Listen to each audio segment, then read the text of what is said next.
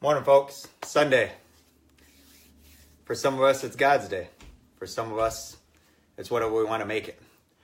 But the thing I'm coming to you today is, there's a couple things actually that are going to be in this video, and it might go a little while, but I hope it reaches you and it touches your heart as it does mine.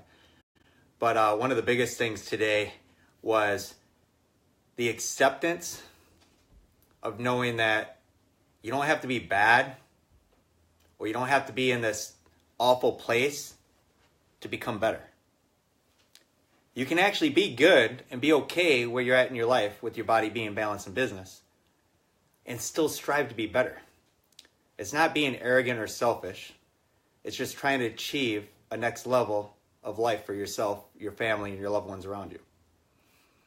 You know, I was looking back at some of the times in my life where I thought things were okay, things were good, so I could just stop here. I didn't have to try to achieve more. I didn't have to try to make myself better for me or my kids or anybody around me. But then when things get bad, you start grasping out of scarcity and you start grabbing everything you can to try to become better. Whether it's financially, you get to a spot to where you're living paycheck to paycheck, you've got late bills, you got stuff behind, and you just start getting wore down and getting tight and feeling the pressure. Or whether it's in a relationship where you feel like no matter how much you put in, it's never enough. You never actually become the person that they want. Whether that's in balanced relationship with a significant other, or in work, or with your kids. Allowing yourself to see that you don't have to sink to the bottom to start climbing up to the top. Allowing yourself to see that no matter where you're at, there's always a next step to strive to get to. There's always that next push to just become a little bit better, to do a little bit more. Not allowing yourself to fall all the way down into the ditches before you realize that you can become more today. So when looking at my life and where I was at a couple years ago, actually almost 5 years ago now, I was living out of my truck. I was on unemployment.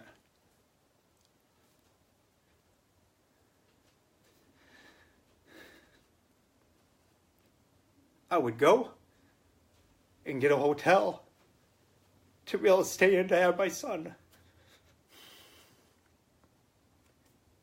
But I didn't let it stop me. I built from that place. I used that power to become better, to become more, to be able to achieve more, to be able to give my son and my daughters the life that they deserve, to give myself the life I deserve out of my heart. And I started building that. And about 1.5 years ago, I found a way to actually seek out having it all by getting the balance of my body being balanced in business, by realizing how they're all tied together and how one feeds the other and how you have to have the harmony across the board. You don't always put equal amounts into all 4 areas, but you put enough into each area that it balances out the other one. So you're not just one-dimensional. You're not just stuck in one spot. So you allow yourself this connection to where you want to go from where you're at. And one of the other things that this made me think of is that going from that place of scarcity to a place of abundance, to a place to where you have a house, you have finances, you have the ability to provide for your children, for yourself, for your family, for your loved ones. You have the ability to commit and step up and do what you say you're going to do. It gives you the strength to see really who you are. And it puts me into this next spot to where, when you feel like you're a work in progress, you're always working, you're always growing, but others around you tell you that it's always something. Every day it's always something, it never ends. There's always something good or bad. And they're committed to you, to being your friend or being your significant other or being your child or a relative. But when things get hard, when you're a work in progress and you're trying to work through stuff, their commitment doesn't fucking hold because they're not ruthlessly committed. They like the idea of you. They like the way it sounds to be committed to you. They like the way that they feel during the times that it's good. But when times come up and they're bad, and times come up and they're hard, the first thing they want to do is pull back and run away. Because it's not worth the effort for them to step up. Because in their eyes, you might not be good enough for them. You might not be enough for them. You might be too much work for them. For them to get what they seek out of you. For them to get what they see within you. For them to actually feel the way they want to feel with you being in their life.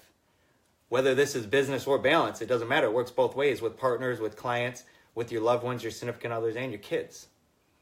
So when you're a work in progress, and you're constantly trying to become better, trying to keep yourself doing great things, trying to keep yourself leveling up, and those around you start to back up and start to pull away because you're too much work for them, because it's always something with you that they have to deal with, because they can't see how much good there is in you.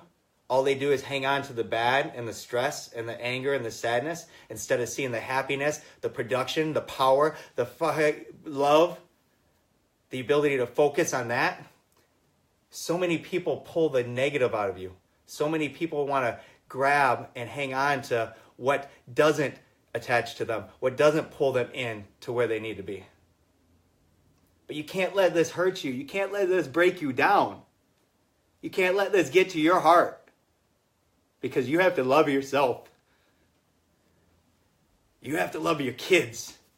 You have to love your significant others. Your wife, your husband, your mom, your dad, your brother, your sister. Whatever it is, no matter how much work you are, no matter how much work in progress you are, no matter how many things keep coming up that never end for people around you, just know that you're doing this for a purpose and a reason, because you're living your life now out of passion, out of your heart, out of the voice that comes to you and speaks to you, out of the ability to grab and control your life because you're listening to the voice inside of you.